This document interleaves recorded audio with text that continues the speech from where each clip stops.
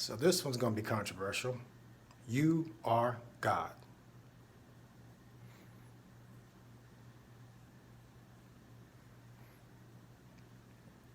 I had to give you a little time for that internal dialogue to tell you all the reasons why you're not, for those that are asleep or those that are awakening are trying to understand that for themselves and have that own experience. So there's a difference there.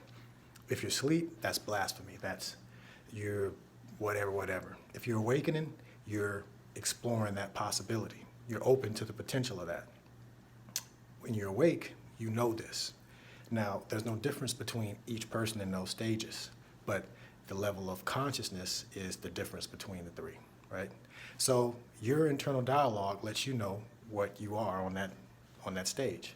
Now, a lot of the people that are controlling this planet are asleep. And the reason you can't talk about religion and politics at work is not coincidental.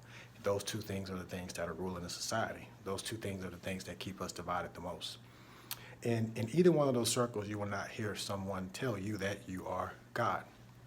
Now, we can break this down easily, but I'll just give you one example. Can you have something and be something at the same time? Can you have a body and be a body? Can you have a car and be a car? So if I have a body, then I am not a body. If I have a car, I am not a car. So that I'm something other than a car, I am something other than the body, right?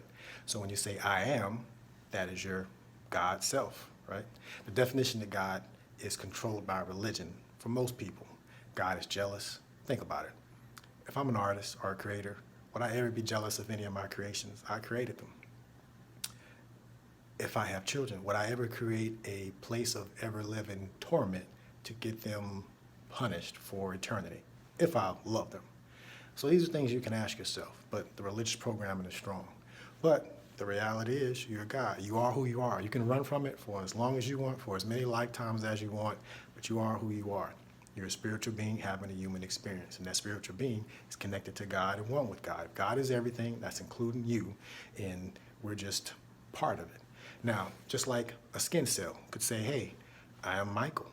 This skin cell doesn't have eyes, ears, nose, or mouth and can't talk, but it is part of me. It is me. This hand is me, though this hand is not all of me. So we're connected to a wholeness that is difficult to see. Just like I said, the whole sky is there, but it's hard to see it. God is there, but it's hard to see it. Part of God is looking you in the mirror. We're bringing this to the forefront boldly.